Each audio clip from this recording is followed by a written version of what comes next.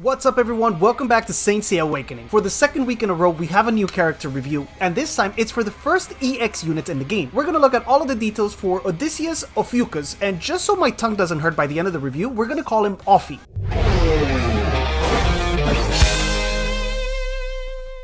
Now this guy is a Cosmo type unit that has 4 skills apparently, but his second skill actually has 6 different functions. They're not incredibly hard to understand, but they are a little bit hard to keep track of. So let's start with the first one as usual. His first skill, called the Rod of Esclepius, is an AoE attack that has a basic multiplier and then an added multiplier depending on how many secrets we have active. That initial multiplier starts at 40, can be taking all the way up to 60%, and the added multiplier starts at 10%, can go all the way to 50, and that's for each one of the secrets. And what those secrets are, we're gonna find out in skill 2. This one, called the Path of Awakening, is one of these damn skills with an almost infinite description. It has 6 different functions, and even though each one of them is not particularly difficult to understand, keeping track of everything that's happening in a battle is. So, the skill costs initially 2 energy to use, and after we activate it, we get to choose immediately one of these 6 functions. Each one of these functions is gonna kinda stay on hold until the conditions are met for it to activate. After they activate once, then we have to reactivate them again on the second round. It's not an effect that stays for the duration of the battle. It's going to trigger later on when the conditions are met, and then that's it. We have to activate it again if we want to continue using it. On skill level 1, we have access to 2 of them, the first 2, and with each skill up, we gain access to more abilities. By level 5, we have all 6 of them available. The first one is called Treatment, and it's Ophie's healing ability. Once he activates this, the very next time that one of his allies is attacked, Odie is gonna heal his entire party for 400% of his Cosmo attack, plus any healing sub-attributes that we have on Cosmo. 400% is an enormous amount of healing. We tested it yesterday, and we were seeing over 60k per unit. Remember though, that's only going to happen once after we activate this skill, and if we want to use it again in the next turn, then we have to play it again. The second one is called Shock, and it's a counter ability. After it's activated, the first ally that gets attacked, Odie is going to deal massive cosmic damage to the unit that attacked it. The multiplier is 800%. The condition is that the enemy has to attack with energy. So for example, a Sagittarius arrow would proc it, whereas a Milo attack would not. This also does not proc with passive abilities like for example Thanatos Mark. First because it happens automatically, and second because Thanatos doesn't use any energy to actually hit. The third function is called Ricochet, and this is sort of a reflect ability. After activation, the first time an ally is hit, Odie is going to return 240% of the damage inflicted, but this reflect, or this return of damage, is limited by 800% of Odie's Cosmo attack, which is already really high. The last condition is that if we get attacked with an AoE, then we will actually reflect the highest damage from that AoE attack. In the case of Rebirth Saga, that would be the unit that he focuses on and gets the extra damage. Remember though that it has a limit, so for example, if Mu charges up all his shields and then does 200,000 damage, there's no way that Odie could ever return that much. The fourth skill is called Venom, and is in my opinion one of the least useful ones. After activation, when an ally dies, the enemy unit that killed our ally is going to go to sleep for 2 turns. The problem is that that sleep is purifiable, and with as many divine shuns as there are in the game, it's going to be really unlikely for you to hold on to that sleep. You also have to wait for an ally to die, so again, not my favorite one out of all of them. The fifth one though is called Shatter, and this one can be quite useful, though you'll see later that you have to be really careful the order in that you choose to activate his skills. With Shatter, we can prevent an enemy unit from using a shield. This applies for example to Mu shields, to Shion, and it also applies to the Divine Shiryu shield. But very important to mention here that this does not prevent Shiryu from protecting his allies. What it prevents is the shield that usually goes on Shiryu when he activates the protection, right? He gets a shield and you see it in gray in his health bar. The enemy unit will activate the shield, but Odysseus will instantly destroy it. Again, that only happens once per battle. So for example,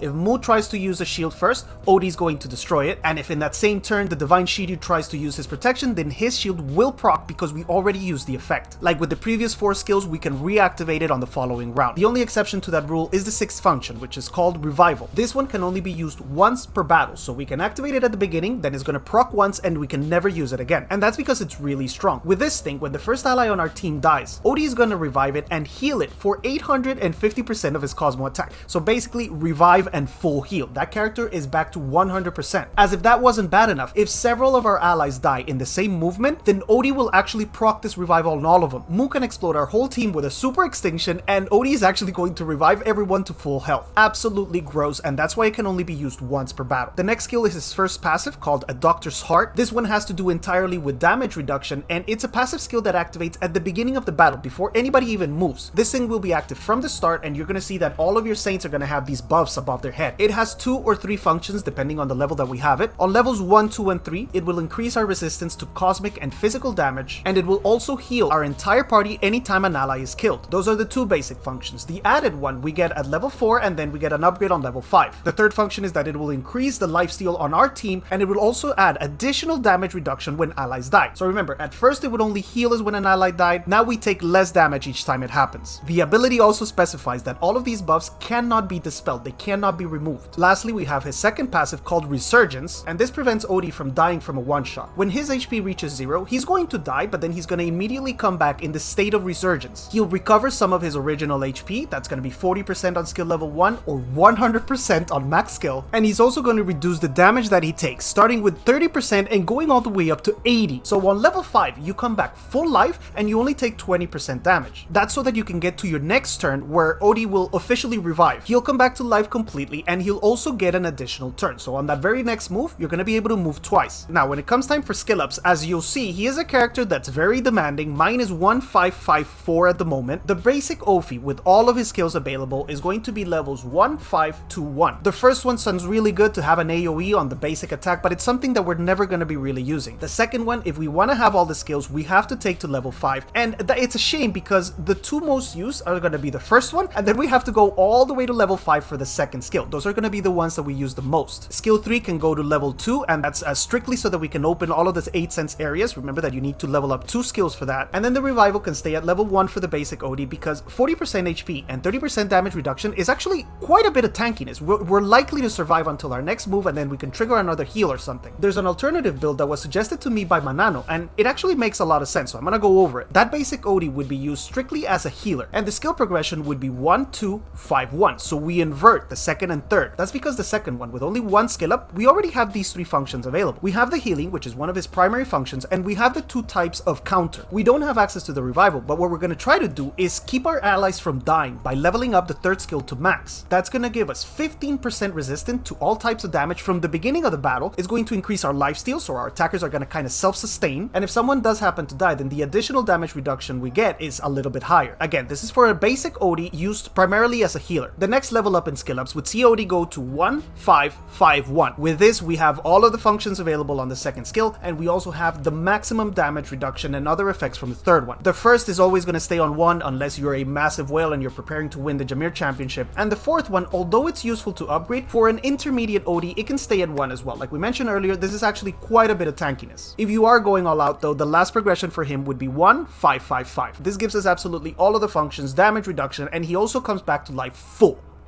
Over on 8 sense, we're eventually going to open all the areas, but the focus on him to begin with should be HP. Keep him from dying. For that purpose, I would start with Delta, which has HP and both types of damage reduction, then Alpha for some Cosmo attack, which is going to help his heal and also a little bit of speed, followed by Beta with HP and status resistance, and lastly Gamma, which gives us Cosmo attack and peak crit resistance.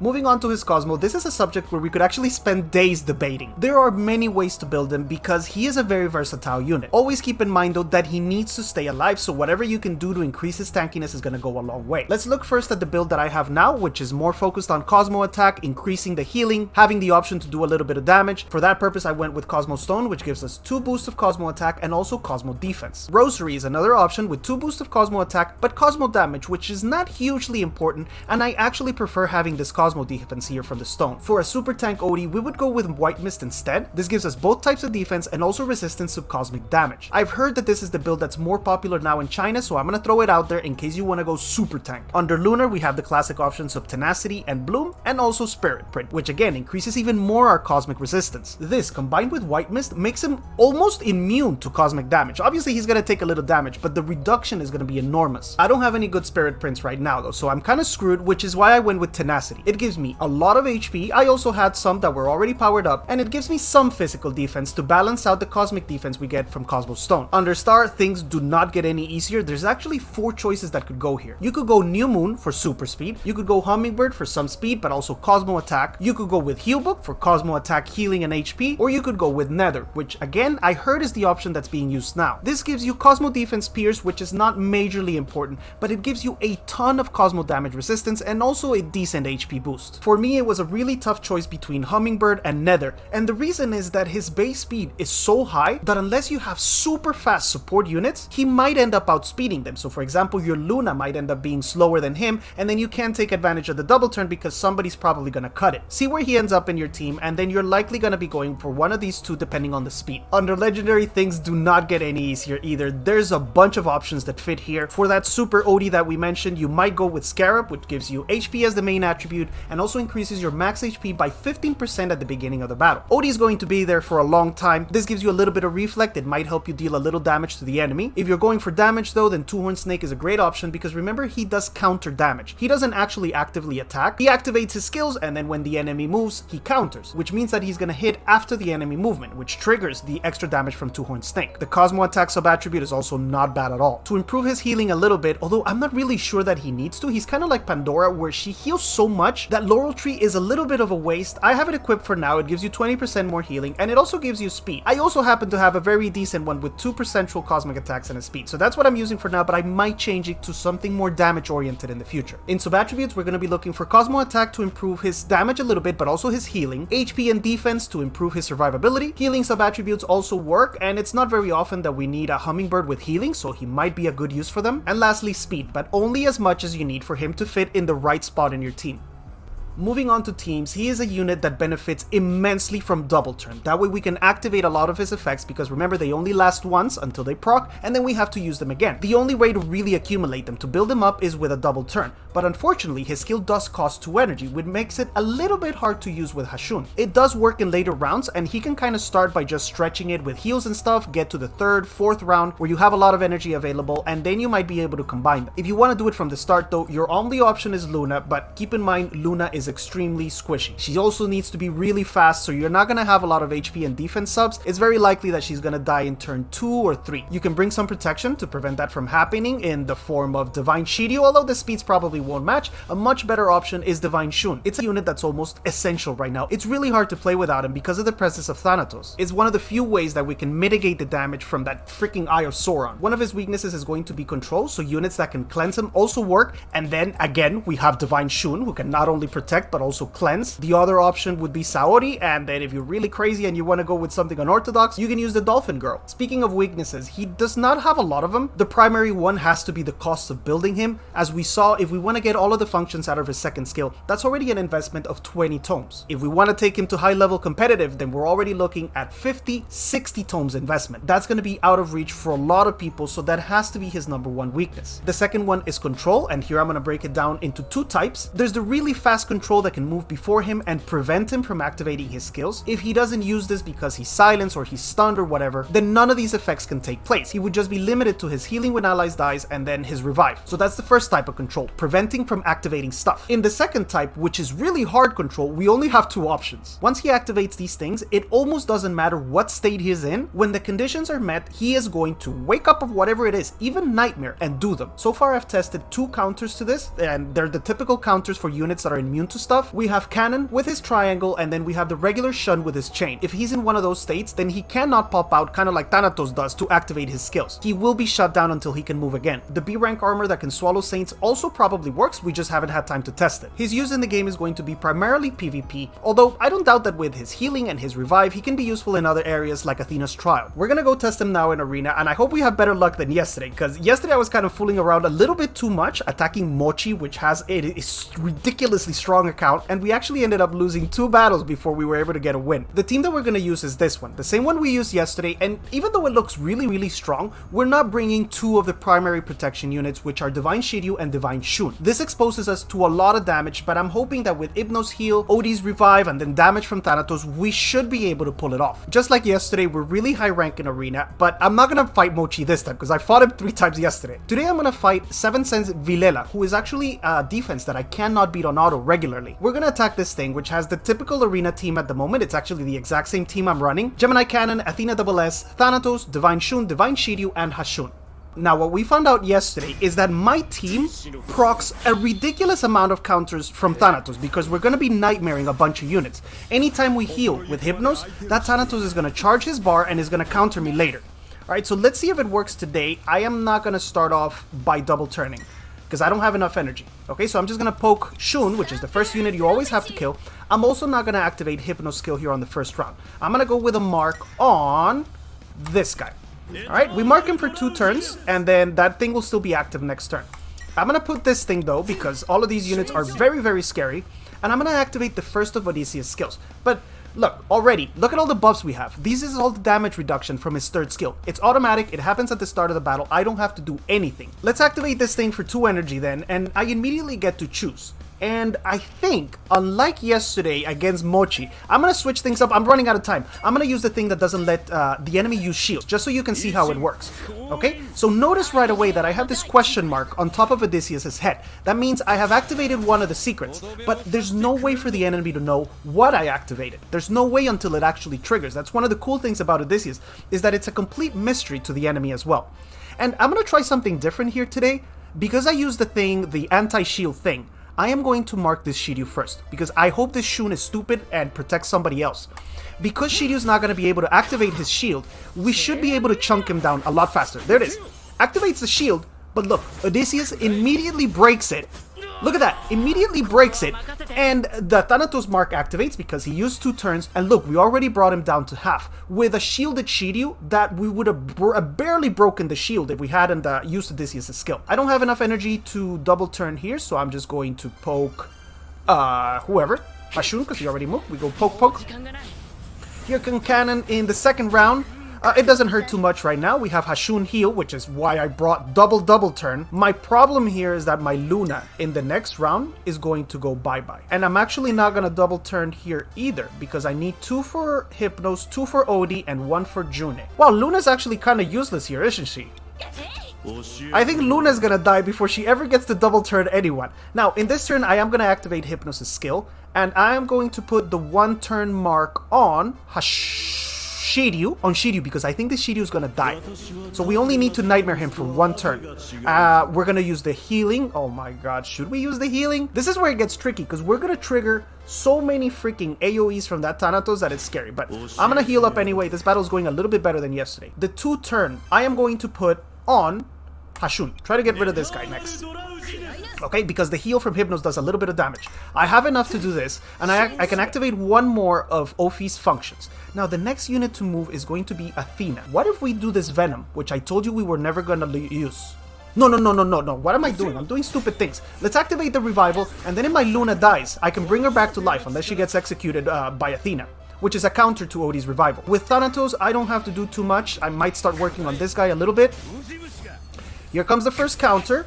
AoE, but that triggers a counter AoE on my side. We're gonna eat a counter from Shiryu. There's counters and so many counters.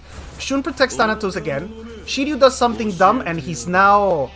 Oh my god, look, this Thanatos is already halfway there again. Maybe I should have used the heal from Odie. I don't know. But he can't counter now. I don't have enough energy for a double turn from Hashun. All my double turn heals are stupid. None of my double turn units are doing anything. Here comes Cannon. We have Shun's healing, so it's not horribly bad. My Luna is going to explode after she moves here. I don't know if I can save her. I'm going to try to keep healing, try to top her off a little bit. This mark is going to go on Hashun because he already spent all of them. Alright, so we want him to stay in Nightmare after this round. I am going to Vine. My Luna is going to give... Oh!